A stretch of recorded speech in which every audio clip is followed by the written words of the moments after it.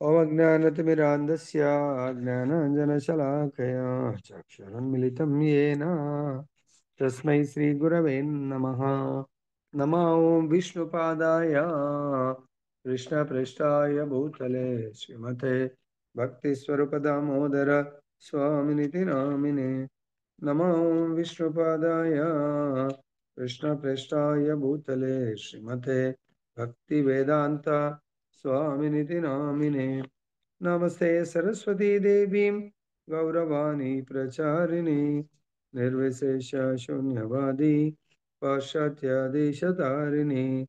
जय श्री कृष्ण चैतन्य प्रभु नित्यानंद श्री अद्वैत गदाधर शिवासदि गौर भक्त वृंद। हरे कृष्णा कृष्ण कृष्ण कृष्ण हरे हरे हरे राम राम राम हरे हरे। जय ग्रंथराज श्रीमद् भागवतम की जय। श्री श्री राधा रमन लाल की जय। जगन्नाथ बलदेव सुभद्रा महारानी की जय। गौर निथाय भगवान की जय। जगत गुरु श्री प्रभुपाद की जय। श्री श्रीपाद गुरु महाराज की जय।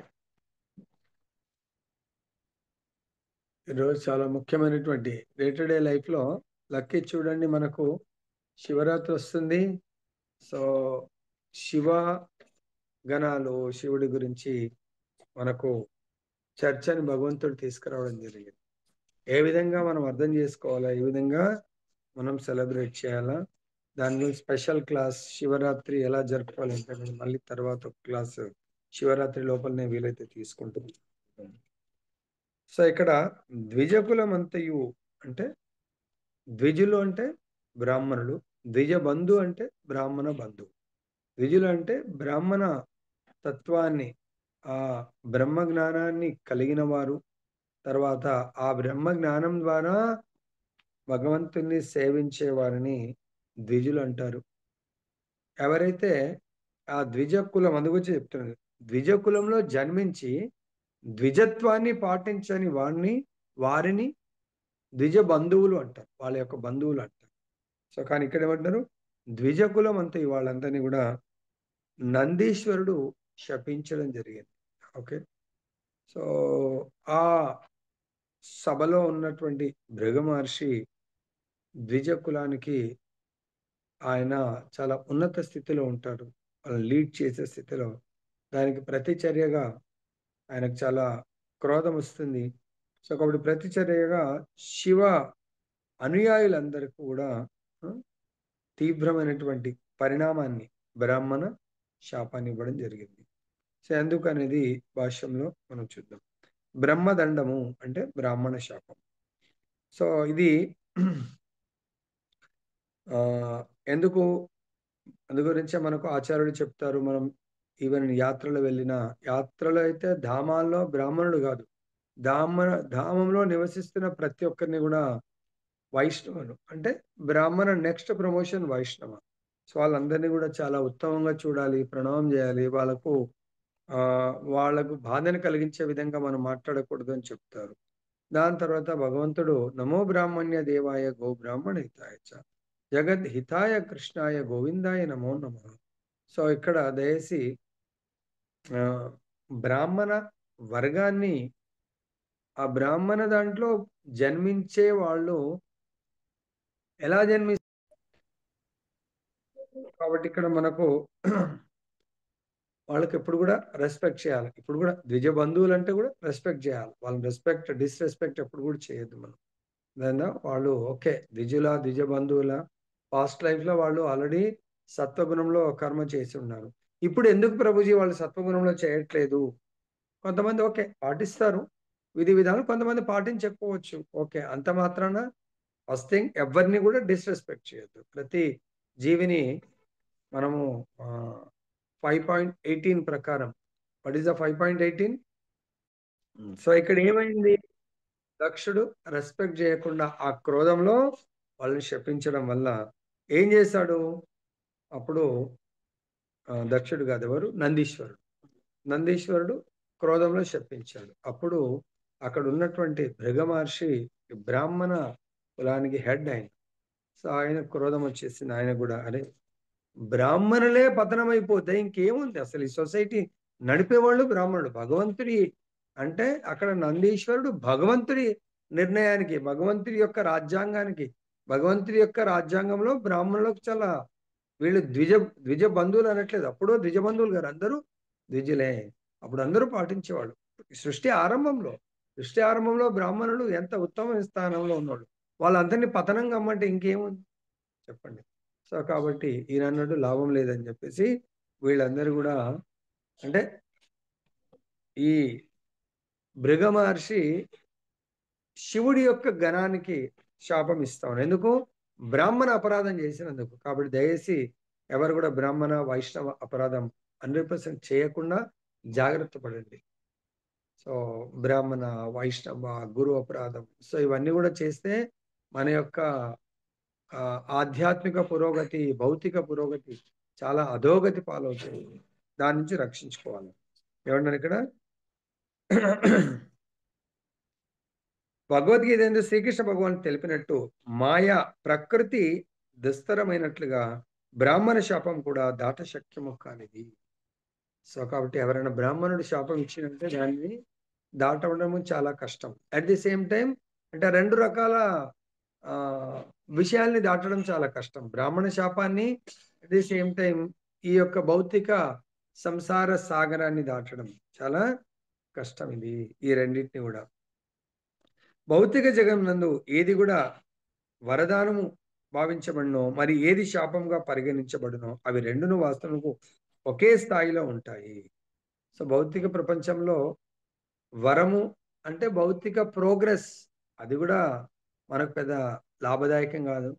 అదేవిధంగా భౌతిక ప్రపంచంలో శాపం అన్నా కూడా అది ఎట్లా ప్రోగ్రెస్ కాదు. ఈ రెండు కూడా ఒకే లెవెల్లో ఉంటాయని చెప్పేసి అంటుంది. ఎందుకంటే ఈ భౌతిక ప్రపంచంలో ఉన్నటువంటి కల్మషం నుండి బయటపడాలంటే సో భగవంతుడు మనకు భగవద్గీత 7వ అధ్యాయము 14వ శ్లోకం భగవంతుడు చెప్తున్నాడు, ఈ భౌతిక ప్రపంచంలో శాపములు వరదానములు రెండు కూడా మనకు దాటడానికి అడ్డంకులు అవుతాయి. ఈ యొక్క భగవంతుడి యొక్క దైవీ మాయను దాటడానికి ఇవన్నీ కూడా అడ్డంకులు. భగవంతుడి యొక్క దైవీ మాయను దాటే ఎవరు దాటగలుగుతారు? దైవీయేష గుణమయి మమ మాయా దురత్యయ, నా యొక్క మాయ వలన ఇవన్నీ జరుగుతూ ఉంటది. ఇక్కడ అన్ని ఏది జరిగినా దాని నుంచి తప్పించుకోవాలా, దాటడానికి చాలా కష్టం. కానీ ఒక కండిషన్ లో దాటగలుగుతారు. మాం ఏవా ఏ ప్రపంచంతే, ఎవరైతే నాకు శరణాగతి పొందుతారో వాళ్ళు చాలా సులభంగా దాటగలుగుతారు. శ్రీకృష్ణ భగవాన్ని ఆశ్రయమును పడిసి ఆ దివ్య పదమందే నెలకొనుట ఉత్తమోత్తమ మార్గము. కాబట్టి ఆ విధంగా భగవంతుని శరణాగతి పొందిన వాళ్ళు ఈ దేహంలో కూడా సర్వదా శాంతిని, సుఖాన్ని పొందుతూ పరమగతిని పొందగలుగుతారు వాళ్ళు అని చెప్తున్నాను. తర్వాత శివుని సంతృప్తి పరిచడి వ్రతమును చేపట్టిన వాడు లేదా అట్టి నియమమును అనుసరించేవాడు నిక్కముగా పాషండి అయి సశాస్త్ర నిర్దేశం నుండి వైదొలుగాక. శాపం నెంబర్ 1 అంటే భృగు మహర్షి యొక్క శాప ఫలం. అర్థమైందా? కారణం ఏంటి? ఈరోజు టైటిల్ భృగు మహర్షి ఈ శివ అనుయాయులను శపించడానికి కారణము వాళ్ళు బ్రాహ్మణులకు అపరాధం చేస్తారు. అర్థమైందా? ఎవరు? Shiva గణము headed by Nandeeswarudu. శివగణానికి head నందీశ్వరుడు.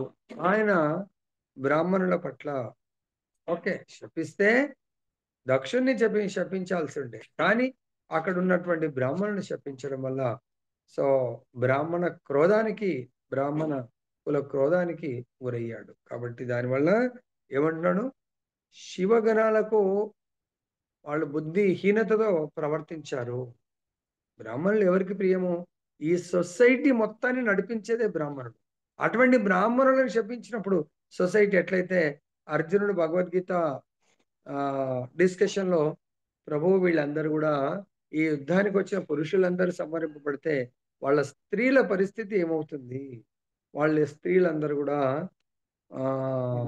సంకర వర్ణ సంకరం జరుగుతుంది. వాళ్ళు సంతానాన్ని క్షత్రియులు కానీ వేరే వేరే కులాంతర వివాహాలు గాని, లేకుంటే అలా జరిగి మొత్తం సొసైటీ భ్రష్టు పట్టిపోతుంది. వాళ్ళకి ప్రొటెక్షన్ ఉండదు. సో, వాళ్ళ పిల్లలు గూడా తండ్రి తండ్రులుండరు గాబట్టి చాలా కష్టం అని జెప్పేసి అన్నట్టుగా, ఇక్కడ గూడా ఈ సొసైటీని నడిపించేవారు, అంటే శాస్త్ర ప్రకారం నడిపించేవారు బ్రాహ్మణులు. అటువంటి బ్రాహ్మణులే లేనప్పుడు ఇంకేంది? కాబట్టి మీరు బ్రాహ్మణులకు అపరాధం జేశారు కాబట్టి, శివ ఫాలోవర్స్ అందరూ గూడా దానివల్ల మనం అనుకోండి ఎక్కువ తక్కువ గాదు. అది అటువంటి మార్గంలో వాళ్ళు నడిచే అవకాశం ఉంటుంది. అంటే అక్కడ ఫాలోవర్స్ అంటే మనం ఇది అర్థం చేసుకొని ఓహో! శివ ఫాలోవర్స్ అంటే అందరూ అలా ఉంటారని కాదు. ఏమంటారు ఇక్కడ? శివుని సంతృప్తి పరిచేటి వ్రతమును చేపట్టిన వాడు లేదా అట్టి నియమములను అనుసరించేవాడు నిక్కముగా పాషండి అయి సత్ శాస్త్ర నిర్దేశమును వైదొలుగుతాడంట. చాలా మంది ఇంకా వాదిస్తారు మూర్ఖంగా. సత్ శాస్త్ర చాలా మంది భాగవతాన్ని చదవరు. ఈవెన్ భగవద్గీతను గూడా వాళ్ళు అనుసరించరు. ఎందుకు? భగవద్గీతను అనుసరిస్తే మళ్ళీ కృష్ణుడి శరణాగతి పొందాల. భాగవతాన్ని అనుసరిస్తే భగవంతుడి అవతారాలు లేదా భగవంతుని కృష్ణ భగవానుని యొక్క మార్గంలోకి రావాల. వాళ్ళు రాలేరు. ఎందుకు? వాళ్ళు శివుడిని సంతృప్తి పరచాలనుకుంటారు. అర్థమైందా? ఇప్పుడు మన గ్రూప్‌లో ఉన్నోళ్ళు గూడా భాగవతం ఈ యొక్క సో, కాబట్టి ఇక్కడేమంటున్నారు, అంటే శాపమూలం ఇది. అందరూ ఎందుకు అలా పాటించలేకపోతున్నారంటే, శివుడిని సంతృప్తి పరచడానికి. ఇక్కడ మెయిన్ పర్పస్ చక్కగా అర్థం చేసుకోండి.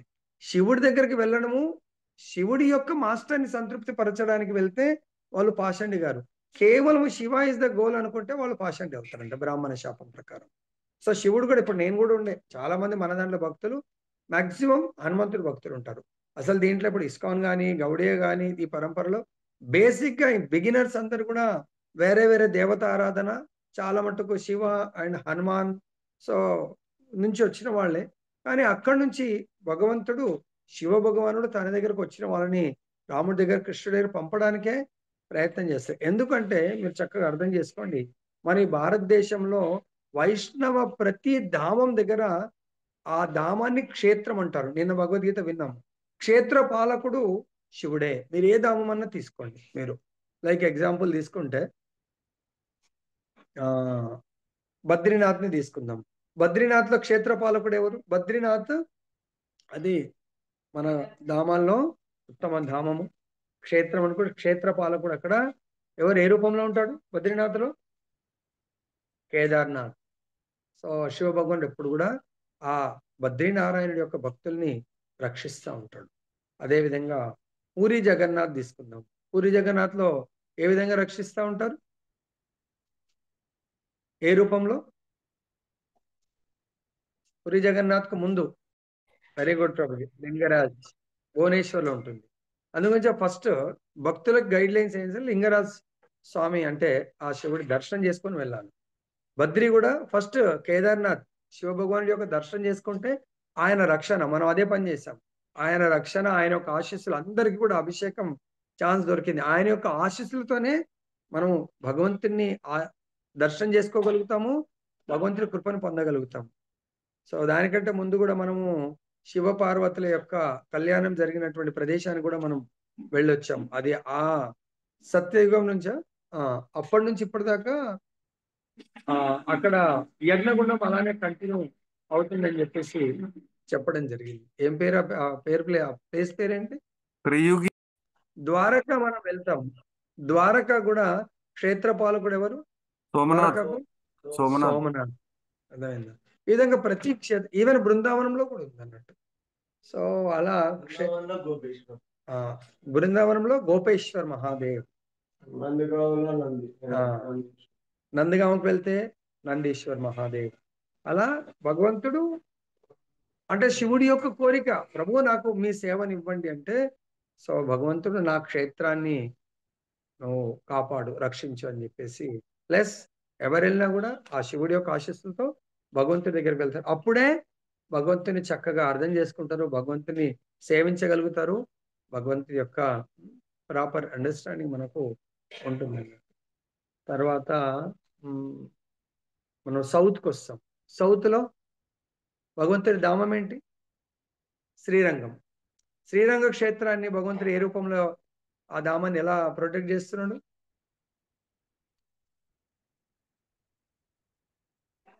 ర ఆ! రామేశ్వరంలో భగవంతుడు ఉంటాడు కదా. సో ఆ విధంగా భగవంతుడు ధామ పాలకుడు అన్నట్టు. ఆయన్నే ఇన్ఛార్జ్ అక్కడ ఆ ధామాలకు రక్షణ కల్పిస్తూ ఉంటాడు. కాబట్టి ఇక్కడ పాషండి అంటే చూడండి, కేవలం శివుణ్ణే సంతృప్తి పరచాలనుకునే వాళ్లకు ఇటువంటి శాపం వచ్చిందంట.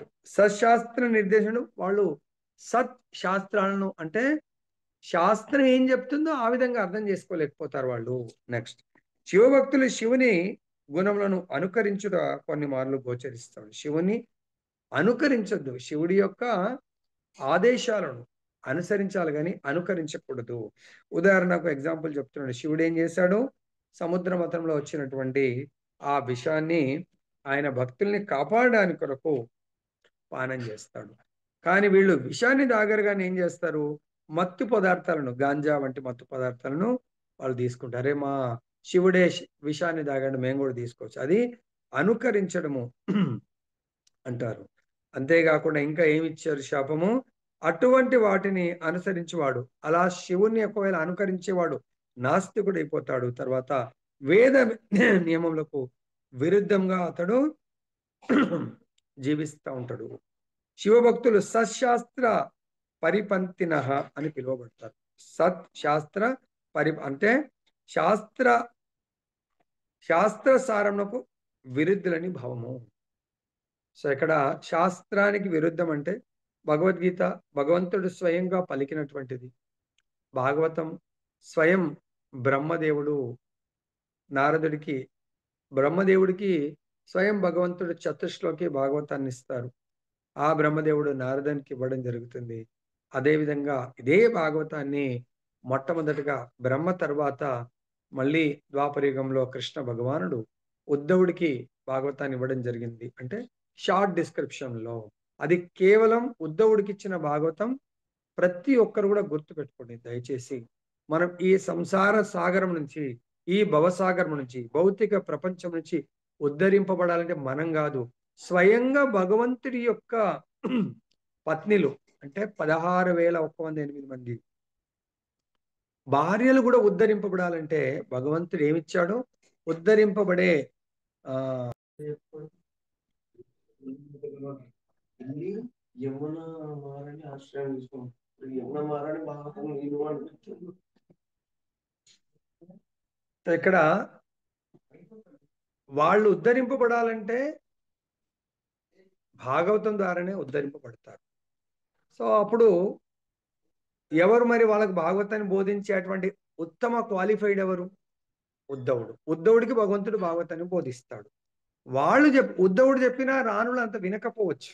ఎందుకంటే ఆయన రిలేటివే కదా, దగ్గర బంధువే కాబట్టి. వాళ్ళని తీసుకొచ్చి బృందావనంలో వదిలిస్తే చాలా శోక సముద్రంలో ఉంటారు. ఆ రాణులలో ఒక ఆవిడ మాత్రం చాలా ఆనందంగా ఉంటుంది. ఎవరామె? కృష్ణుడి యొక్క రాణుల్లో వీళ్ళందరూ బాధపడతారు ఎక్సెప్ట్ ఒక్క రాణి. ఎవరు? కాదు, యమున. కాలింది రూపంలో యమున చాలా ఆనందంగా ఉంటుంది. అప్పుడు వీళ్ళు అడుగుతారు, ఏంటి కృష్ణుడు వెళ్ళిపోతే నీకు బాధ లేదా అని చెప్పేసి. సో అప్పుడు కృష్ణుడు వెళ్ళిపోతే నాకేం బాధ లేదు. ఎందుకు? తను రాధారాణి యొక్క షెల్టర్లో ఉంటుంది నిరంతరం. సో రాధారాణి షెల్టర్లో ఉన్న వాళ్ళకి ఆటోమేటిక్గా కృష్ణుడు దూరం అవ్వడు, కృష్ణుడి దగ్గర అవుతాడు. కాబట్టి మరి ఇప్పుడు కృష్ణుడి దగ్గర అవ్వాలంటే మరి ఎలా అంటే అప్పుడు ఆమె చెప్తుంది. సో భాగవత శ్రవణం వల్ల ఈ యొక్క విరహము భగవంతునికి దూరం అనేది వెళ్ళిపోతుంది. మరి భాగవతం ఎవరు బోధించాలి? అప్పుడు ఉద్ధవుడు ఆ బాధ్యతను స్వీకరిస్తాడు. మనకు ఉద్ధవకుని దగ్గర ఆ భాగవతాన్ని బోధించడం జరిగింది. కాబట్టి ప్రతి ఒక్కరికి ఇది అప్పటి నుంచి ఇప్పటి వరకు కూడా ఎవరన్నా ఇంట్లో ఎవరన్నా చనిపోక ముందు భాగవతం వింటే ఇంకా వాళ్ళు ప్రభుపాదుల వారు ఎలా అయితే స్వయంగా దేహాన్ని వదిలేయడానికి ప్రిపేర్ అవుతున్నారో మనం కూడా ఆనందంగా ఈ దేహాన్ని బ్రతికుండగానే సంతోషంగా ఎట్లయితే మన పిల్లలు సంవత్సరం అంతా ప్రిపేర్ అయ్యి లేదంటే 6 monthsకి ఒకసారి సెమిస్టర్ ఎగ్జామ్స్ రాయడానికి డే 1 నుంచి బాగా ప్రిపేర్ అయిన వాడు సెమిస్టర్ ఎగ్జామినేషన్ ఫీజు కానీ ఎగ్జామ్ డేట్ వస్తే అదే టెన్షన్ పడరు, అలా హ్యాపీగా రాస్తారు. అలానే మనం కూడా మృత్యు అనే ఎగ్జామ్ని చాలా ఈ నిత్యం భాగవత శ్రవణం, భగవద్గీత శ్రవణం ఎవరైతే చేస్తారో చాలా అద్భుతంగా వాళ్ళు మృత్యు అనే ఎగ్జామ్ ని సులభంగా రాయగలుగుతారు. కాబట్టి అప్పుడు వాళ్ళు వాళ్ళ స్వధామం కూడా భగవంతుడి యొక్క గోలోక బృందావనము, ద్వారక. వాళ్ళ స్వధామం ద్వారకాధీష్ ఆ వైకుంఠ లోకాల్లో టాప్ లో ఉంటుంది. సో అందరికంటే గోలోకం కింద. గోలోకంలో కేవల్ రాధారాణి రాధారాణి యొక్క గోపికలు ఉంటారు. దాని కింద లెవెల్లో ద్వారక, తర్వాత ఈ మథుర, ఇవన్నీ ఉండడం జరుగుతుంది. కాబట్టి ఇక్కడ మనం ఏమర్థం చేసుకోవచ్చు అంటే భాగవతం ద్వారా ప్రతి ఒక్కరు కూడా, మనకు స్టార్టింగ్ శ్లోకంలో ఏమొచ్చింది, ఈ మయాధ్యక్షేన దైవీ ఏష గుణమయి మమ మాయాద్. నా యొక్క ఈ మాయను దాటడం కష్టం. ఈవెన్ భగవంతుడి యొక్క అది లీల. వాళ్ళు దాటరని కాదు కానీ అంటే వాళ్ళు కూడా శోక సముద్రంలో, మనకు కూడా మన భర్తలు కానీ మన ఇంట్లో వాళ్ళు ఎవరైనా చనిపోయినప్పుడు శోక సముద్రంలో మునుగుతాం. మరి ఆ శోక సముద్రం నుంచి మనం బయటపడాలంటే కేవలం భాగవత్ సప్త 7 రోజులు భాగవతాన్ని ఎవరైతే వింటారో వాళ్ళ ఆ చనిపోయిన వాళ్ళకు ముక్తి కలుగుతుంది. బ్రతికున్న వాళ్ళు శోకం నుంచి ముక్తి కలుగుతుంది. కానీ ఇది ఎవరు అర్థం చేసుకోగలుగుతారు? ఎవరైతే రోజు ఈ భాగవత్ కథామృతం వింటున్నారో వాళ్ళు, అరే మనం ఇది నియమం కదా, ఇది మనం పాటించాలనుకుంటాం. కాబట్టి ఇక్కడ భగవంతుడు ఏమంటున్నాడు, సత్శాస్త్రాలకు విరుద్ధము వాళ్ళు అర్థం చేసుకోలేరు.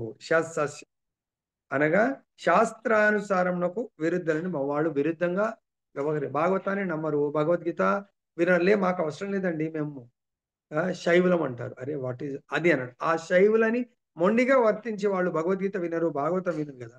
శివుడు పార్వతి నిత్యం, మనం ఆల్రెడీ ఎన్నో స్టోరీస్ చెప్పాను, నిత్యం భగవద్గీత గురించి పార్వతి అడుగుతుంది, శివుడు చెప్తాడు. ప్లస్ ఎక్కడైతే భాగవతం ప్రవచనం జరుగుతుందో అక్కడ 100%గా శివుడు ఉంటాడట. భాగవత శ్రవణం శివుడు చాలా. ఆల్రెడీ మీకు ఇంతకుముందు కూడా లీల చెప్పాను. రామచంద్రుడు తన భక్తులందరినీ కూడా తన సాకేతధామం తీసుకొని, తన లీల ఇక్కడ చాలించి సాకేతధామం తీసుకెళ్తుంటే హనుమంతుని కూడా, హనుమా నువ్వు రావా అంటే, నేను ప్రభు మీ యొక్క కథా అమృతం ఈ భూమండలంలో ఎప్పటి వరకు ఉంటుందో ఒక్కడన్నా మీ కథామృతాన్ని ప్రవచనం అంటే కీర్తన చేస్తూ ఉంటారో అప్పటి వరకు నేను ఇక్కడే శ్రవణం చేస్తూ ఉంటాను. ఒక్కడు కూడా ఇంకా పలకట్లేదు, చెప్పట్లేదు అంటే నన్ను మీ దగ్గరకు వచ్చేట్టుగా ఆశీర్వదించండి అని వేడుకుంటాడు. దాని మీనింగ్ ఏంటంటే, మరి ఏ ఇంట్లో అయితే భాగవత కీర్తన జరుగుతుందో, సపోజ్ మీ ఇళ్ళలో కూడా మొబైల్లో అయితే వస్తుంది కదా కీర్తన జరుగుతుంటే, అక్కడ 100%గా శివపార్వతులు ఉంటారు, హనుమంతుడు ఉంటాడు. ఈ విషయం పద్మపురాణం నందును ధృవపరపబడింది. ఒక ప్రత్యేక ప్రయోజనార్థమై బుద్ధుడు శూన్యవాదమును ప్రచారము కావించినట్లుగా ప్రత్యేక ప్రయోజనార్థమై నిరాకారవాదమును అంటే మాయావాద తత్వము ప్రచారం చేయుటకు శివుడు దేవదేవునిచే ఆజ్ఞాపింపబడినాడు. సో కాబట్టి ఇక్కడంతా కూడా అవతారాలు భగవంతుడి ఆదేశానుసారం జరుగుతుంది. బుద్ధ అవతారం కూడా పార్షల్ అవతారము నిరాకార అంటే శూన్యవాదాన్ని ప్రచారం చేయడానికి. ఎందుకు? శాస్త్రాలను ధిక్కరించేస్తారు. కేవలం హింస చాలా జరుగుతుంది, జంతు బలులు జరుగుతున్నాయి. మరి ఆ జంతు బలులను ఆపాలంటే శాస్త్ర ప్రకారము యజ్ఞములో బలిచ్చి ఇవ్వాలా, కానీ అది కూడా ముసలి గోవుని. కానీ ఆ మెయిన్ కాన్సెప్ట్ వదిలేసి జంతువులను కోసేసి తినొచ్చు అని మానవులు తినడం ప్రారంభించారు. కాబట్టి బుద్ధావతారం ఎత్తి శాస్త్రాలన్నింటినీ కూడా, వేదాలన్నింటినీ పక్కన పెట్టేసి ఆయన అహింసా మార్గాన్ని ప్రచారం చేస్తారు. అదేవిధంగా దాని తర్వాత నెక్స్ట్ మళ్ళీ భగవంతుడి శివుడిని ఆజ్ఞాపిస్తారు నిరాకార వాదాన్ని, మాయావాదము, శూన్యవాదం బుద్ధుడు నిరాకారవాదాన్ని ప్రచారం చేయమని చెప్పేసి శివుడిని ఆజ్ఞాపిస్తారు. వేద సారమునకు విరుద్ధముకు తత్వ సిద్ధాంతం ప్రచారం చేయవలసిన అవసరం కొన్ని మార్లు కలుగుచుండును. కలియుగం నందు బ్రాహ్మణు రూపమున తాను మాయావాదమును ప్రచారము చేతునని శివుడు పార్వతీదేవితో పలికినట్లు శివపురాణం చెప్పబడింది. సాధారణంగా శివభక్తులు మాయావాద అనుయాయులై ఉంటారు. మాయావాదం అసత్శాస్త్రం అని శివుడే స్వయంగా పలికినాడు. ఇచ్చట వివరింపబడినట్లు అసత్ శాస్త్రం అనగా మాయావాద నిరాకార తత్వమని భగవాన్తో ఏకమొకట. అహం బ్రహ్మాస్మి, నేను బ్రహ్మం, నువ్వు బ్రహ్మం, ఇంకెవరు లేరు. నువ్వు దేవుడివి, నేను దేవుడివి. సో మనం అందరము సో ఈ దేహం వదిలేసిన తర్వాత ఐక్యమైపోవటం. దేంట్లో ఐక్యమైపోవటము? నిరాకార బ్రహ్మజ్యోతిలో ఐక్యమైపోవటము. శివుని అర్చించే వారిలో ఆ మాయావాద అసశాస్త్రమును అంటే భగవానుడి నిరాకారుడని నిరూపించుటకు యత్నిస్తుంది. అనుసరించు వారు కాగలరని భృగుమని శాపం పెట్టారు. ఎవరైతే శివగణాలు ఉంటారో ఈ మాయావాద తత్వాన్ని వాళ్ళు నమ్మి శాస్త్రానికి విరుద్ధంగా వాళ్ళ జీవితాన్ని గడపడం జరుగుతుంది. అంతేకాకుండా శివభక్తుల్లో కొందరు పిశాచ జీవనము గడుపుతుంటారు. సో కొందరు ఇంకా శివుడు భూతనాథుడు కాబట్టి సో వాళ్ళు కూడా ఆ భూత ప్రేతాలని పూజ చేయడంలో వాళ్ళ జీవితాన్ని గడుపుతూ ఉంటారు. శ్రీమద్ భాగవతము మరియు నారద పంచరత్నం వంటి ప్రామాణిక గ్రంథములు సత్ శాస్త్రములుగా పరిగణింపబడును. అసత్ శాస్త్రములు వాటికి విరుద్ధమైనవి. ఈ రెండు కూడా భాగవతం, భగవద్గీత భగవంతుడు కృష్ణ భగవానుడు ఈశ్వర పరమకృష్ణ సచ్చిదానంద విగ్రహ అనాదిరాదిర్ గోవింద సర్వకారణ కారణం, అన్ని కారణాలకు కారణభూతుడు ఆ ఈశ్వరుడు పరం ఈశ్వరుడు అని చెప్పేసి బోధిస్తూ దానికి వ్యతిరేకంగా లేదు లేదు. సో ఈశ్వరుడు శివుడే పరమేశ్వరుడుగా వాళ్ళు అసశాస్త్రం శాస్త్రాన్ని భాగవతము భగవద్గీతను వీటిని నమ్మకుండా వాళ్ళు వాళ్ళ సొంత ఫిలాసఫీగా ప్రచారం చేస్తూ ఉంటారు.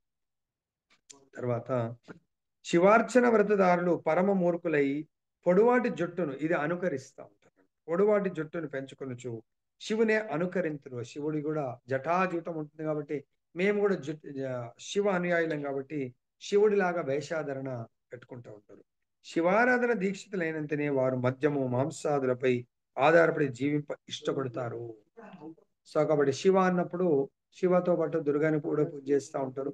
కాబట్టి వాళ్ళందరూ కూడా హింసాత్మకమైనటువంటి అంటే జంతు బలులను తర్వాత మద్యపానాన్ని వాళ్ళు మేబీ కొన్ని రోజులు దీక్ష చేసి మళ్ళీ మిగతా అంతా కూడా అదే దాంట్లో ఎందుకో శివుడు భక్తులను కాపాడడానికి కొరకు ఆయన విషాన్ని తాగుతాడు కానీ వీళ్ళు వాళ్ళ యొక్క దేహ సుఖం కొరకు యొక్క మద్యపానాన్ని స్వీకరిస్తూ ఉంటారు. మద్య మాంసాలను స్వీకరించుట, పొడవుగా జుట్టును పెంచుకునుట, నిత్యము స్నానం ఆచరించకపోవుటన, గాంజా వంటి మత్తు పదార్థం వాడుట వంటివి నియమిత జీవనము లేనటువంటి మూర్ఖ జీవుల కొన్ని అలవాట్లు. అటువంటి ఆచరణచే మనుజుడు దివ్య జ్ఞాన రహితుడు కాగలడు. శివమంత్ర దీక్ష యందు ముద్రిక అష్టకములు కలవు యోనినే మనుజుడు తన ఆసనముగా గ్రహించి ఆ విధంగా నిర్వాణము అస్తిత్వ విలయము కోరవచ్చునని దాని యందు ఉపదేశింపబడును. అటువంటి అర్చనా విధానమునందు మద్యము అవసరమగును. కొన్ని మార్లు మద్యమునకు బదులు తాటికలు ఉపయోగింపబడును. శివాగమము అంటే శివారాధన విధమున తెలుపడి శాస్త్రం నుంచి దానిపై సైతం అర్చించవచ్చు. ఆ విధంగా మనం చాలాసార్లు ఊర్లలో అమ్మవార్ల పూజలు చూస్తూ ఉంటాం. వాళ్ళు కళ్ళు పోస్తూ ఉంటారు బలిచ్చే ముందు. ఆ బలిచ్చేటువంటి ఆ జంతువు కూడా కళ్ళు తాగిపిస్తూ ఉంటారు. అది ఇట్లా కదలంగానే ఓకే ఒప్పుకున్నదని చెప్పేసి ఇంకా కోసి దాన్ని వండుకొని తింటా ఉంటారు. ఎక్కడ చెప్పిందండి? ఏ శాస్త్రంలో ఉందా ఒక జంతువును బలి ఇవ్వమని చెప్పేసి? కేవలం మనకు యజ్ఞాలు ఇప్పుడు యజ్ఞయుగం కానే కాదు అయినా కూడా దాన్ని చేస్తూ ఎంతో పాపాన్ని వాళ్ళు పొడగొట్టుకుంటూ ఉంటారు. దాని తర్వాత నెక్స్ట్ కర్మ ఒక జంతువుగా జన్మించడానికి రెడీగా ఉంటూ అలా ఈ దేహాన్ని సుఖపెట్టడానికి కొరకు ఆ జంతు బలులు హింసాత్మకమైనటువంటి కార్యాలు చేస్తూ ఉంటారు. శివుడు ఒకవేళ ఆయన భగవద్గీత వింటూ సో భగవద్గీతని పాటించమని చెప్పేసి మనకు రికమెండ్ అంటే తన యొక్క భక్తగణానికి కూడా భగవద్గీత శ్రవణం చేస్తే లాభం ఏంటి అనేది పార్వతి ద్వారా ఎలా అయితే కృష్ణుడు అర్జునుడి ద్వారా మనకు బోధిస్తే పార్వతి క్వశ్చన్స్ అడగటము శివుడు దానికి సమాధానం చెప్పడం జరుగుతూ ఉంది. మరి నిజమైన శివగణాలు శివ అనుయాయులు ఆ శివుడి యొక్క ఆదేశాన్ని పాటించాలి కానీ శివుడి యొక్క అనుకరణను చేస్తూ తమను తాము వాళ్ళు పతితులు అవుతా ఉన్నారు. భృగుముని ఇంకను ఇట్లు కొనసాగి ఇవన్నీ కూడా భృగుముని యొక్క శాప ఫలితము. కాబట్టి ఇది తెలుసుకుంటే ఓహో నేను ఈ రోజు వరకు ఈ విధంగా తాటికల్లు ఈతకల్లు పోసుకుంటూ అది ఆఫర్ చేస్తున్నాను అని చెప్పేసి తాగుతున్నాను. కానీ ఇది శాపం వల్ల నేను ఆ మార్గం నడుస్తున్నాను. శాపం నుండి బయటకు రావాలంటే భగవంతుడు ఏమన్నాడు? మాం ఏవా ఏ ప్రపద్యంతే కాబట్టి నేను కృష్ణ భగవానుడికి ఆ విష్ణువుకి శరణాగతి పొందితే శాపం నుండి బయటపడగలుగుతాను. శాపం వల్ల మనం ఏ వర్గమైనా పర్వాలేదు, ఏ కులమైనా మనం ఆ మార్గంలోకి వెళ్తే శాపం వల్ల మనము ఆ అటువంటి కర్మను చేసే అవకాశం ఉంటుంది. సపోజ్ ప్రభుత్వం హెచ్చరిస్తుంది, సో అప్పుడు కరోనాలో ఎవరు బయటకు రావద్దు, బయటకు వస్తే మిమ్మల్ని తీసుకొని లోపడేసేస్తాం అది ఇది అని చెప్పేసి వినకుండా ఎవడో బయటకు వెళ్ళి అనుకో తీసుకొని పట్టుకొని పోతాం.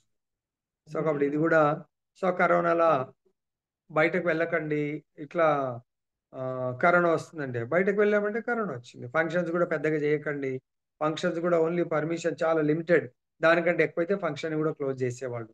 సో కాబట్టి ఇక్కడ కూడా మనకు భగవంతుడు ఇలా భృగముని ద్వారా శాపం, అంటే ఈ మార్గంలో నడవకండి, నడిస్తే పతనం అవుతారు, పునరపి జననం పునరపి అంటే ఒక హైలైట్. భృగముని కూడా ఎవరో కాదు, శివుడి యొక్క అంశనే. సో కాబట్టి అది హెచ్చరిస్తున్నారు, మీరు వచ్చినా మీ పర్పస్ నా దగ్గరకు వచ్చిన లక్ష్యం దీని కొరకు రావాలా, కానీ ఆ లక్ష్యం కొరకు రాకపోతే మాత్రం పతనం అవుతారు అని మనకు హెచ్చరించడానికి కొరకు. ఇంకా భృగముని దాంట్లో ఆ శాపంలో ఆ కొన్ని డీటెయిల్స్ ఇస్తా ఉన్నారు మనకి. ఏంటది? మీరు వేదములను మరియు వేదములను అనుసరించు బ్రాహ్మణులు నిందించిండ్రు కనుక నాస్తికత్వమును ఆశ్రయించినట్లే. సో బ్రాహ్మణులు ఎవరు?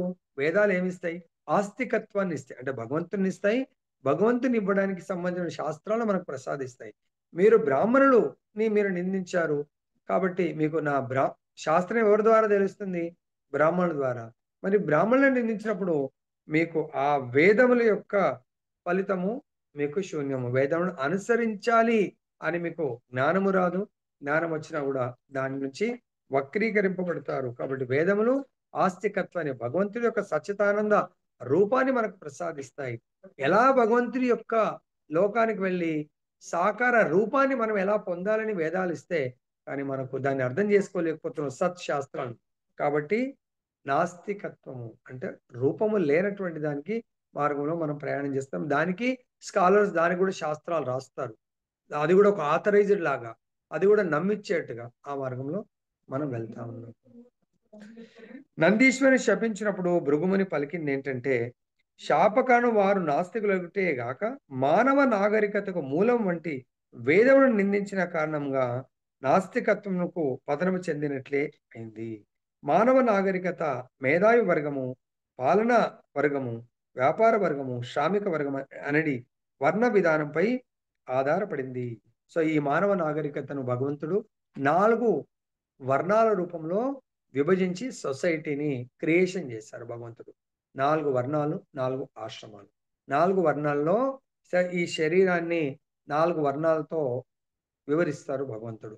తలనేమో బ్రాహ్మణ వర్ణము, తర్వాత ఈ భుజాలు క్షత్రియ వర్ణము, మిడిల్ పోర్షన్ బెల్లి పోర్షన్ దాన్ని ఏమంటారు, బిజినెస్ ఏమన్నారు, వ్యాపార వర్గము, తర్వాత అదే వైశ్య కమ్యూనిటీ, తర్వాత శ్రామిక వర్గం అంటే కాళ్ళతో పోలుస్తా ఉన్నారు. అంటే శరీరానికి నలుగురు కావాలా, ఒకరు ఎక్కువ ఒకరు తక్కువ కాదు. 2 కాళ్ళు లేవనుకోని ఏ పని చేయలేడు, 2 చేతులు లేవనుకోని ఏ పని చేయలేడు, అలానే తలనే లేదనుకోని జీవించలేము మనం. కాబట్టి ఈ యొక్క సొసైటీని ఒక దేహంతో పోలిస్తే ఈ దేహానికి నలుగురు ఈక్వల్ ఇంపార్టెంటే. కాకపోతే ఈ దేహాన్ని పని చేయించాలని తల ఉండాల. ఇక్కడి నుంచే చేతులకి ఇన్స్ట్రక్షన్స్ వెళ్తాయి, ఇక్కడ నుంచే ఈ మిడిల్ ఆఫ్ ద పోర్షన్ అన్నిటికీ కూడా తల నుంచి వెళ్తాయి. కాబట్టి ఎవరో ఒక లీడర్ కావాలా. సో ఈ యొక్క అంటే మనం ఇక్కడ జన్మించడానికి మనమే కారణం. మనం లాస్ట్ లైఫ్ లో ఎటువంటి కోరికలు కోరుకున్నామో దాని ప్రకారము అటువంటి వర్ణంలో జన్మించాము. నెక్స్ట్ లైఫ్ లో యూ కెన్ ఆల్సో బికమ్ బ్రాహ్మణ. ఈ లైఫ్ లోనే మనం చైతన్య మహాప్రభు ఆదేశానుసారం యూ కెన్ బికమ్ ఏ బ్రాహ్మణ. ఏ విధంగా? భగవంతుడు చెప్పిన విధంగా హరినామాన్ని సంఖ్యాపూర్వకంగా జపిస్తూ, భగవంతుడి భక్తులను సేవిస్తూ, భగవంతుడి యొక్క దివ్యమంగళ స్వరూపాన్ని ఆరాధిస్తూ, భగవంతుడి యొక్క భాగవతము భగవద్గీతని శ్రవణం చేస్తూ, భగవంతుడి ధామాలను ఎవరైతే సందర్శిస్తూ ఉంటారో one day or the other day they can become హరినామ ఇనిషియేటెడ్. దాని తర్వాత బ్రాహ్మణ ఇనిషియేటెడ్ కూడా వెళ్తే అప్పుడు చనిపోయే లోపలనే మీరు యూ కెన్ బికమ్ బ్రాహ్మణ. ద్విజ బంధువులు కాదు, ద్విజులు అవ్వగలుగుతారు. అప్పుడు నెక్స్ట్ లైఫ్ లో భగవంతుని అనుగ్రహం, ఈ లైఫ్ లో సంపూర్ణ కృష్ణ భక్తి చేస్తే భగవద్ధామం వెళ్ళొచ్చు. లేదా ఇంకా ఏదైనా లెఫ్ట్ ఓవర్ ఉంటే నెక్స్ట్ లైఫ్ లో ద్విజ బంధువుల ఇంట్లో కాదు, ద్విజుల ఇంట్లో జన్మించవచ్చు. లేదంటే డైరెక్ట్ వైష్ణవ ఆచార్యుల ఇంట్లో మనము జన్మ తీసుకునే అవకాశం ఉంటుంది. కాబట్టి వేదముల ధర్మార్థ కామములందు చక్కని నిర్దేశమునొసగును. వేదాలు మనకు ధర్మార్థ కామాలను మనకు ప్రసాదిస్తాయి. తర్వాత వారి ద్వారా మనుజుడు చరమముగా మోక్షానికి ఆయన ముందుకు వెళ్ళే అవకాశం ఉంటుంది. ఎప్పుడు భౌతిక కల్మషం నుండి వేదాలు ధర్మ అర్థ కామ ఈ మూడు ఏ విధంగా మనం పొందాలి అని చూపిస్తుంది. పొందటమే కాదు, వాటి ద్వారా మోక్షాన్ని అంటే మన లోపల ఉన్నటువంటి భౌతిక కల్మషాల నుంచి మనం విడిపడాలి. అప్పుడు ముక్తుడై అతను నిజమైనటువంటి స్థితి అహం బ్రహ్మాస్మి యందు నెలకొనగలడు. భవకల్మషము కలిగి ఉన్నంత వరకు అంటే మన లోపల ఈ యొక్క భవకల్మషం అంటే భగవంతుడికి శరణాగతి పొందకుండా భగవంతుడి యొక్క మాయాదేవికి శరణాగతి పొందటాన్ని భవకల్మషము అంటారు. అంటే మాయాదేవికి శరణాగతి అంటే దేహాత్మ బుద్ధి, ఈ దేహమే నేను, నేనే దేహము, ఈ దేహాన్ని సుఖపెట్టడమే. దేహం అంటే ప్రభుజీ నేను ఇప్పుడు ఏం సుఖపడట్లేదు, ఎవరిని సుఖపెడుతున్నారు? దేహము యొక్క ఎక్స్పాన్షన్. మన భగవంతుడి సేవని పోస్ట్పోన్ చేస్తాము, ఎవరి సేవను స్వీకరిస్తాము? ఈ దేహము ఇంకొక దేహానికి ఇచ్చి ఉంటుంది, కూతురు అనే దేహము, కొడుకు అనే దేహము. ఆ కూతురు ఇంకా ఎక్స్పాన్షన్, పిల్లల్ని అంటే మనవలు మనవరాళ్ళు వాళ్ళ కొరకే జీవిస్తూ ఉంటుంది తప్ప నా కొరకు నేను జీవించను. ఎందుకంటే డేస్ అయిపోతూ ఉంటుంది. సో రోజు పొద్దున సాయంత్రం నా లైఫ్ కూడా దగ్గర పడుతుంది. కానీ ఏ రోజు కూడా నేను భగవంతుడికి దగ్గర అవ్వడానికి ఈ యొక్క వెహికల్ని ఉపయోగించలేదు. ఎలా మరి దగ్గర అవుతాము? భగవంతుని నామస్మరణ చేయాలా, భగవంతుడి కథామృతం వినాలా. ఈ రెండు వింటున్నాను ప్రభుజీ. దాని తర్వాత ఏం చేయమంటున్నారు? భగవంతుడి యొక్క భక్తులను సేవించండి, భగవంతుని సేవించండి. తర్వాత మీరు భగవంతుడికి దగ్గర అవ్వడానికి మన లోపల ఉన్నటువంటి ఈర్ష్య ద్వేషాలు ఇతరుల పట్ల మనం భగవంతుడిని సేవిస్తున్నప్పుడే ప్రేమతో సేవిస్తున్నామా లేదా తెలుస్తుంది. సపోజ్ ఒక 50 మంది 100 మంది భక్తుల దగ్గర మనం వచ్చామనుకోండి, మనం ఆత్మ అక్కడికి వస్తుంది. కానీ ఈ మనస్సు మైండ్ పలానా లైక్ చేస్తుంది, పలానా ఆయన డిస్లైక్ చేస్తుంది, ఈ మాతాయిని ఇష్టపడుతుంది, ఈ మాతాయిని ఇష్టపడట్లేదు. అప్పుడు మీరు భగవద్ధాం వెళ్ళే మార్గంలో ఇంకా లేనట్టు. అక్కడికి వచ్చారంటే మా సాయి వికాస్ ప్రభు చెప్పినట్టుగా అందరిని ఈక్వల్గా మీరు ప్రేమిస్తున్నారా లేదా? అక్కడికి వస్తే చేస్తాము. కానీ అక్కడికి రావాలనే నాకు అనిపించట్లేదు ప్రభుజీ. ఎందుకు? మా కూతురు దగ్గర ఉన్న ప్రభు, మా కొడుకు దగ్గర ఉన్న ప్రభు, లేకపోతే ఫలానా దగ్గర ఉన్నాం అంటే మీరు భక్తుల దర్శనం కోరుకోలేదు, భక్తుల సేవ కోరుకోలేదు, భక్తుల సాంగత్యం కోరుకోలేదు అంటే మీ తప్పు లేదు. మీ యొక్క మనసే మీకు శత్రువు. అందు గురించే మనకు చెప్తారు, మన మనసే మనకు మంచి మిత్రుడు, మన మనసే మనకు బద్ధ శత్రువు. ఎప్పుడు మన మనస్సు మనకు భగవంతుడి దగ్గరకు తీసుకెళ్తే మంచి మిత్రుడు. భగవంతుడి దగ్గరికి ఎలా వెళ్తాము? భక్తుల సాంగత్యాన్ని కోరుకొని భక్తుల సంఘంలో మనం భగవంతుని సేవించే మహద్భాగ్యాన్ని వినియోగించుకుంటే, ఆ వినియోగించుకోవాలంటే మన మనస్సు మనకు మార్గాన్ని చూపించాల. ఏ మనస్సు అయితే ఆ గైడ్ లైన్స్ ఇవ్వదో మీ మనసు మీకు శత్రువులాగా వ్యవహరించింది. మీరు వేరు, మీ మనసు వేరు, గుర్తుపెట్టుకోండి. తర్వాత ఏ మనస్సు అయితే మన యొక్క మాయకు ప్రతిరూపము అంటే మన బిడ్డల్ని దేహంతో పోల్చుకొని ఆ దేహాలను సేవిస్తూ అక్కడ ఉంటే మీరు మాయలో చిక్కుకున్నట్టు చెప్పాలి. మనం అమ్మా నేను మాత్రం నాకు అవకాశం వచ్చింది, అందరం వెళ్దాం రండి భగవంతుడి యొక్క సేవకు. నేను రాలేను డాడీ, నేను రాలేను మమ్మీ, నన్ను వదిలిపెట్టు, ఈ రోజు మాత్రం నేను భగవంతుడి సేవకు. అప్పుడు మీ మనసు బెస్ట్ ఫ్రెండ్ అయినట్టు. ఏముందండి, ఎన్నో కార్యాలు చేస్తూ ఉంటాం, 1 గంట 2 గంటలు 3 గంటలు భగవంతుడి ప్రభు నేను జపం చేసుకుంటున్నాను, నేను భాగవతం వింటున్నాను. జపం యొక్క మీనింగ్ ఏంటి? భగవంతుని సేవించడము. సో ఈ రోజు అడిగితే ఇప్పుడు మనం అందరం 100 మంది ఆన్లైన్లో ఉన్నారు. ఎంతమంది మంగళారతి భగవంతుడి యొక్క కృపకు పాత్రులు అవ్వాలా, లేదంటే లాభం లేదు. భగవత్ కృపకు పాత్రులు ఎలా అవుతారండి? భౌతికం నుంచి డిటాచ్ అవ్వాలి. ఎన్నోసార్లు చెప్తున్నాం, మరి మన గ్రూప్లో ఉన్న పెద్దవాళ్ళకి ఏమైనా అర్థమవుతుందా లేదా నాకు తెలియదు. అరే ఇవన్నీ ఇప్పుడన్నా ఐదర్ ఫ్యామిలీ అంటే నిజమైన ఫ్యామిలీ, నా బిడ్డలు ఉన్నారంటే నేను రాలేను నాన్న అంటే okay, no problem, you can engage yourself. నేను వెళ్ళాల్సింది నేననే ఆత్మ, ఈ దేహం కాదు. నువ్వుకు నాకు దేహ సంబంధమే, నీకు భగవంతుడికి సంబంధం ఉంది, ఆత్మ పరమాత్మ. నువ్వు ఒకవేళ ఆత్మ పరమాత్మ లెవెల్లో అయితే నేను కూడా ఆత్మను, కాబట్టి నాతో పాటు ఆ పరం ఆత్మతో పాటు ఆయన దగ్గర ఉన్నటువంటి విష్ణు గణాలు, భగవంతుడి యొక్క అంశ అంటే దాన్ని ఏమంటారు, స్వాంశ,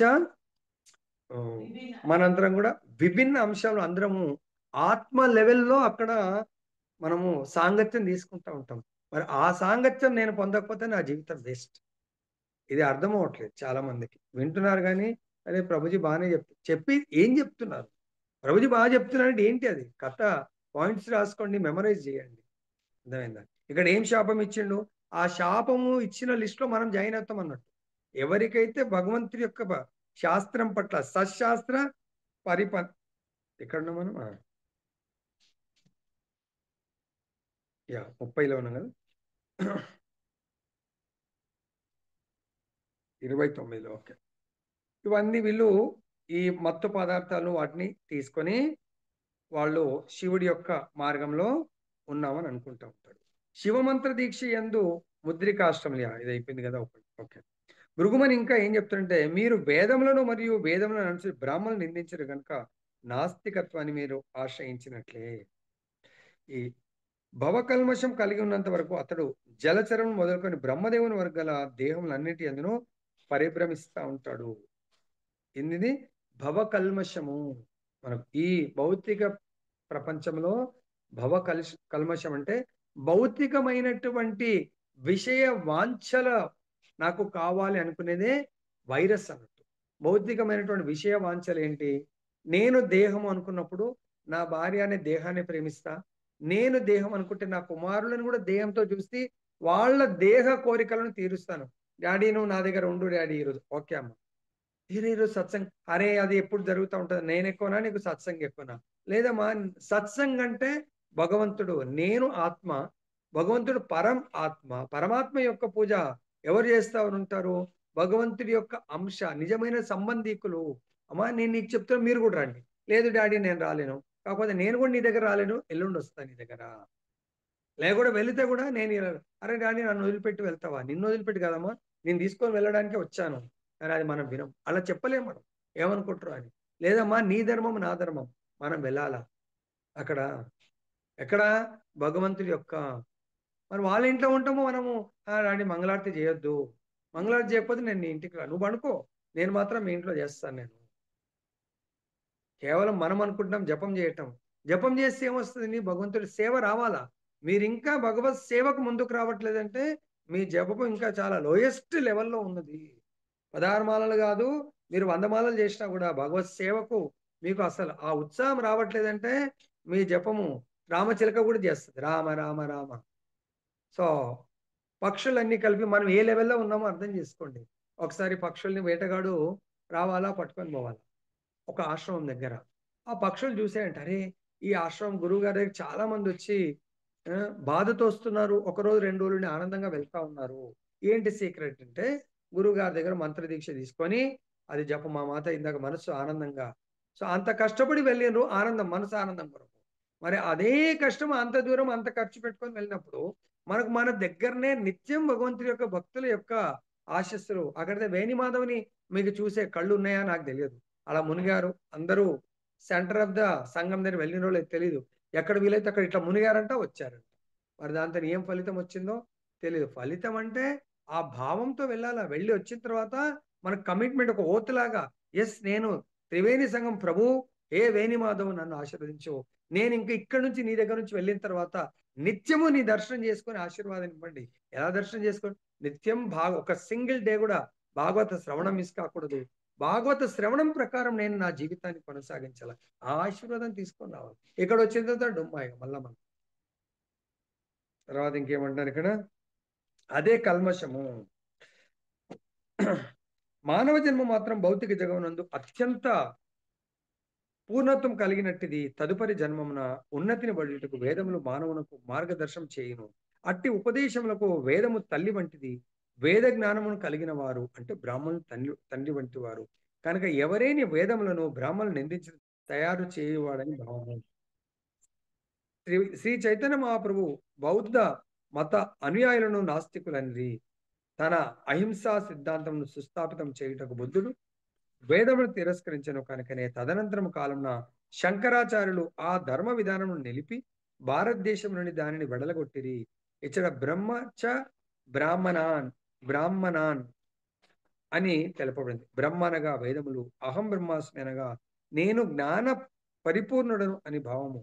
మనుజుడు తాను బ్రహ్మమునని భావించవలనని కనుక బ్రహ్మ వేదజ్ఞానం నిందింపబడినచో, బ్రాహ్మణులు నిందింపబడినచో మానవ నాగరికత ఏమైపోగలదు? నా శాపం వలన మీరు నాస్తికులు అగుట కాదు, ఆ నాస్తికమునందే మీరు నిలిచి ఉన్నారు. దాని వలనే మీరు శిక్ష అర్హులై అయిరి అని భృగుమని చెప్తా ఉన్నాడు. కాబట్టి ఎవరైతే శాస్త్రాలను పాటించే బ్రాహ్మణులను శాస్త్రాలను నిందిస్తారో వాళ్ళు వేద జ్ఞానం పట్ల శూన్యము, తర్వాత వాళ్ళు పాషండుల పట్టము, తర్వాత వాళ్ళు నాస్తిక మార్గంలో ప్రయాణం చేయటము.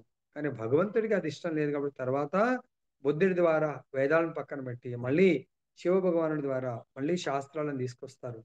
కానీ ఒకేసారి ఆస్తికత్వాన్ని తీసుకురాకుండా మళ్ళీ వాళ్ళు నిరాకార వాదాన్ని తీసుకొని రావటం, కాకపోతే జ్ఞానాన్ని మాత్రం స్వీకరించడం జరిగింది.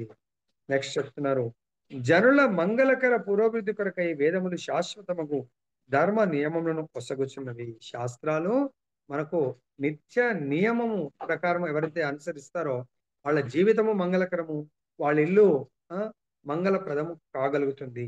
ఆ పదం పూర్వము నిష్టగా అనుసరింపబడింది.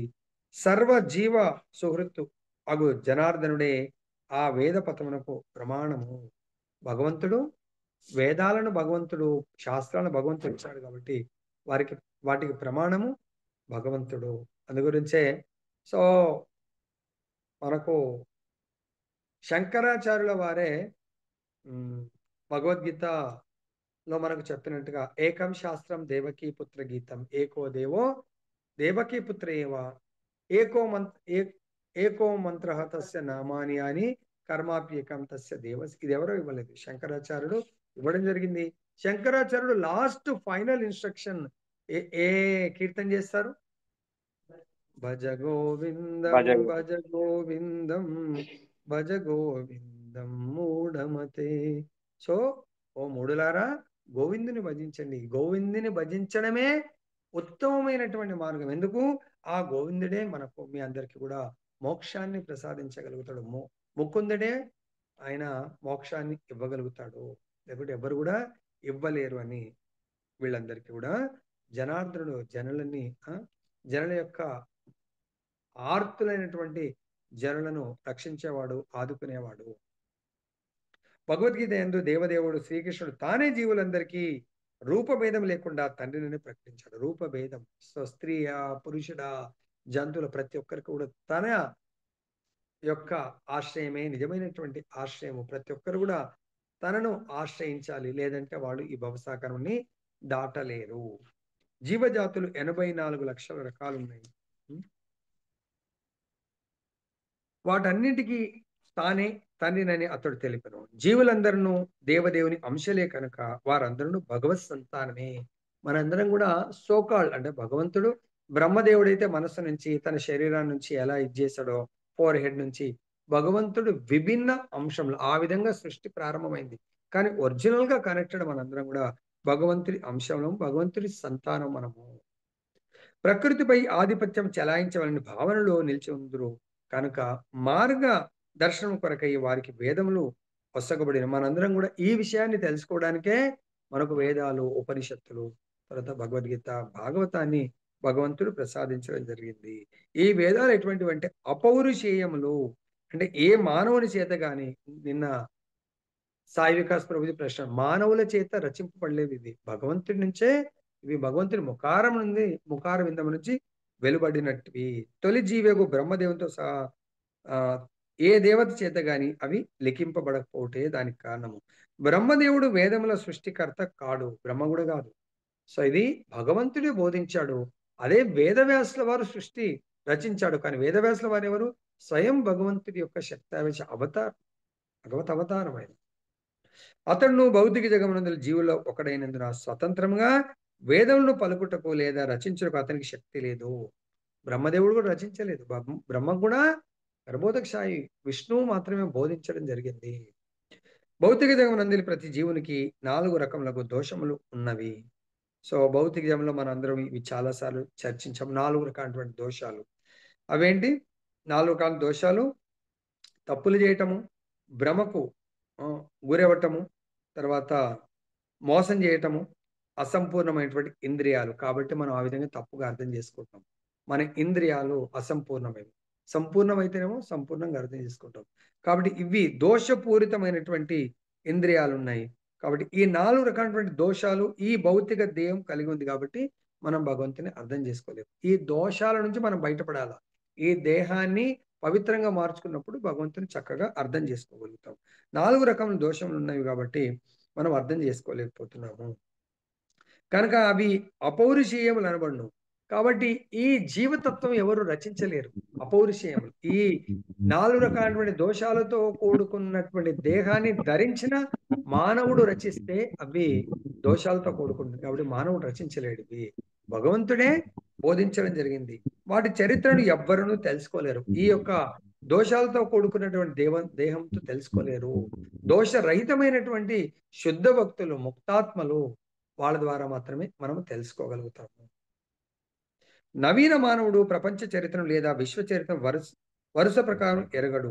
3000 సంవత్సరముల కన్నను వెనకటి చారిత్రక విషయం అతడు తెలుపజాలడు. కానీ వేదములు భౌతిక జగమందలి ఏ జీవుని చేతను రచింపబడిన కారణమున అవి ఎప్పుడు రచింపబడినో ఎవరునూ కనుగొనలేరు. భౌతిక సృష్టి ఫలములే అయినా మానవులో లేదా దేవతలు రచించినందున లేదా పలికినందున ఇతర జ్ఞాన విధానములన్నీ దోషపూర్ణములే అయి ఉన్నవి. కానీ భగవద్గీత మాత్రం అపౌరుషేయమై ఉన్నది. ఈ జగత్తుకు చెందిన ఏ మానవుడో దేవతయో దాన్ని పలకలేదు.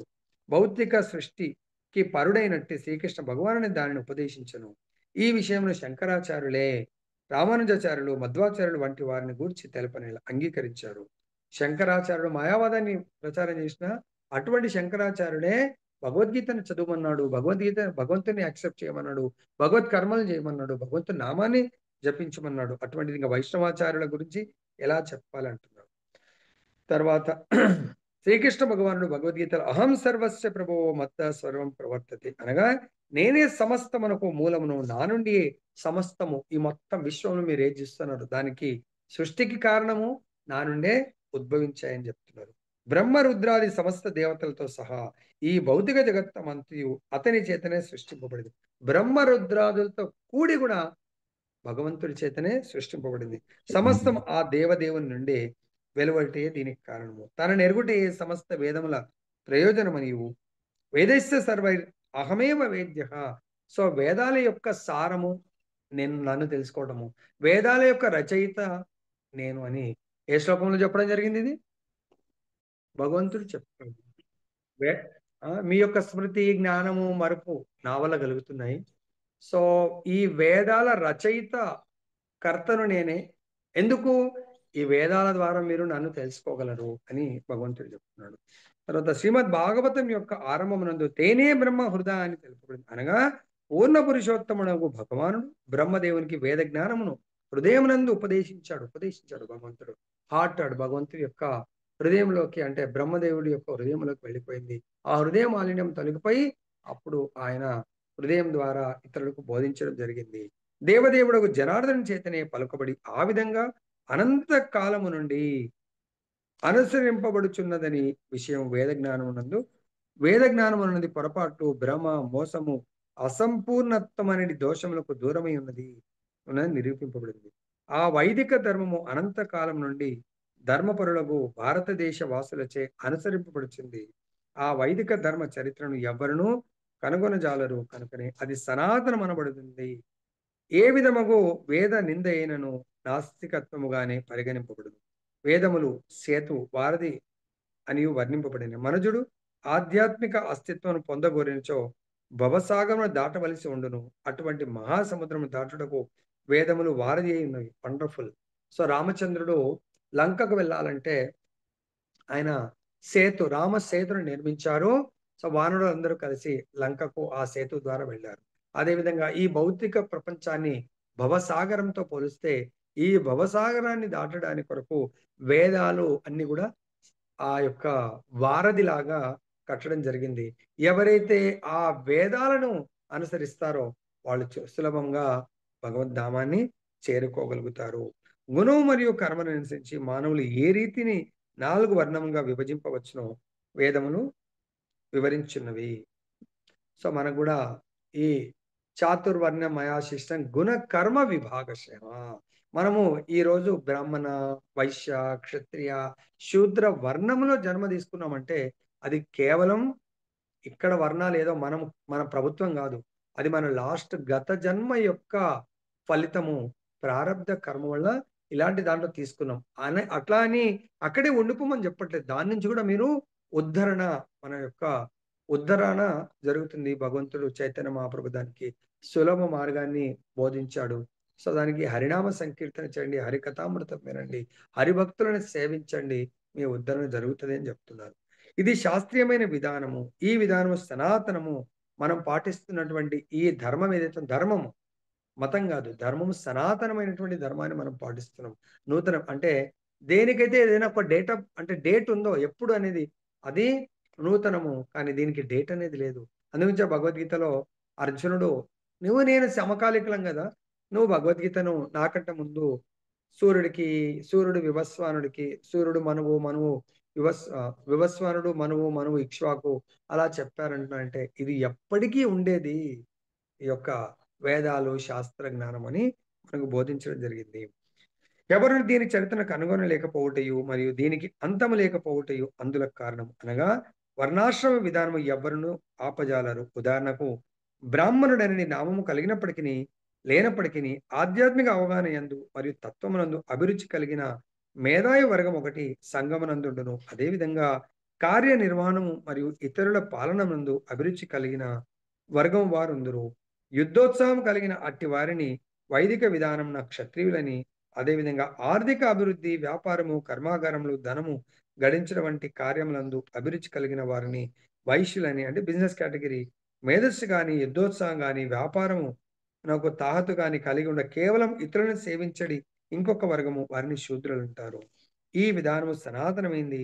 అనంత కాలం నుండి వచ్చుచున్న ఈ విధానము ఇదే రీతిగా కొనసాగించగలదు. ప్రపంచమునందలి ఏ శక్తియు దీనిని ఆపలేదు. ఈ సనాతన ధర్మము శాశ్వతమైనది కనుక వేద నియమమును అనుసరించుచు మనుజుడు అత్యున్నత ఆధ్యాత్మిక జీవన స్థాయికి ఎదగవచ్చు. పూర్వం ఋషులు ఈ విధానంనే అనుసరించారని చెప్పబడింది కనుక వేద విధానమును అనుసరించుట అనగా ప్రామాణిక మనకు సాంఘిక మర్యాదను పాటించుట అని భావము. కానీ త్రాగుబోతులను, మత్తు పదార్థములకు మరియు మైథున సుఖమునకు అలవాటు పడిన వారును, స్నానమాచరింపవని వారును, మాదక ద్రవ్యములను పీల్చువారును అగు కొందరు శివ అనుయాయులు మానవుల శిష్టాచారమునకు విరుద్ధంగా ఉన్నవారు. సారాంశం ఏంటంటే వేద నియమములపై తిరుగుబాటు చేయువారు వేదములు ప్రామాణికములనుటకు తానే నిదర్శనమగుచున్నారు. ఏలైన వాటిని త్యజించి వారు జంతువుల వలె అగుచున్నారు. అటువంటి జంతుప్రాయులు వేద నియమముల శ్రేష్టత్వమునకు తామే నిదర్శనం అగుచున్నారు. సో, ఇక్కడ వేదాల ప్రకారం, భగవద్గీత ప్రకారం 4 వర్ణాలు. అదే విధంగా మనం దాన్ని ఒప్పుకోకున్నా గూడా సొసైటీలో గూడా ప్రభుత్వాలు 4 రకాలైనటువంటి ఆహ్, జాబ్ అంటే సేవల్ని వాళ్ళు క్రియేట్ చేశారు. Group 1, group 2, group 3, group 4. So, కాబట్టి గ్రూప్ 1 మేధావి వర్గము. సో, అలా దాంట్లో గూడా కేటగరీ ఉన్నది. సొసైటీలో గూడా ఇంటలెక్చువల్స్ ఉన్నారు. తర్వాత పాలకులు ప్రభుత్వాన్ని ఏర్పాటు చేసేవాళ్ళు క్షత్రియ పాలకులు. Number 3 business category. నంబర్ 4 ఈ మూడిట్లో లేని వాళ్ళు ఏదో పని చేసుకొని బతకాలా, కాయ కష్టం చేయాలి అనేవాళ్ళు శూద్ర మెంటాలిటీ. తర్వాత ఇప్పుడు సో, కాబట్టి దీన్నేమన్నారంటే లాస్ట్‌గా పరమ విశుద్ధమును మరియు సాధుపతమును అగు వేదమును నిందించినందున భూతపతి శివుడు అనుయాయులకు మీరు నిస్సందేహంగా పాషండిత్వమునకే దిగజారుదురు. కాబట్టి వీళ్ళందరినీ గూడా భృగు మహర్షి మీరందరూ పాషండులు అంటే భగవంతుడి యొక్క ఇచ్చినటువంటి వేదాలను, ఉపనిషత్తులను, భగవద్గీతను, భాగవతాన్ని ఎవరైతే నిందిస్తారో, దాన్ని అనుసరించరో వాళ్ళందరూ పాషండులు. అంటే ఈ యొక్క సాగరంలో తిరిగి తిరిగి జన్మించడానికి వాళ్ళు ఉత్సాహంతో ఉన్నవాళ్ళుగా మనము పోల్చొచ్చు. వాళ్ళతో సాంగత్యాన్ని వీలైనంత మట్టుకు భాగవతం ఇంట్రెస్ట్ లేదు, మత్తు పదార్థాలు ఫుల్గా ఇష్టం, తర్వాత మాంసాహార భక్షణం, ఇవైతే 4 నియమాలు ఎవరైతే ఫుల్గా పాటిస్తారో బెటర్, వాళ్ళ సాంగత్యాన్ని విడనాడండి. ప్రభుజీ మరి వాళ్ళకు ప్రచారం వెళ్ళండి. వాళ్ళు వెళ్తూ ఏడవ నామాపరాధం, ఏడవ నామాపరాధం ఏంటి?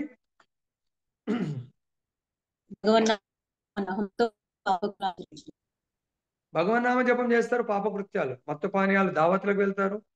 పోనీ ఏదైనా సెంటిమెంట్గా వెళ్తే ఓకే, వాళ్ళే కూర్చుండి ఆ నా దావత్లో ఫుల్గా మత్తు పానీయాలు తీసుకుంటారు. నాన్ వెజ్ దావత్ అంటే అడిగి దీన్ని క్యాన్సిల్ చేసి అక్కడికి పోతా ఉంటారు.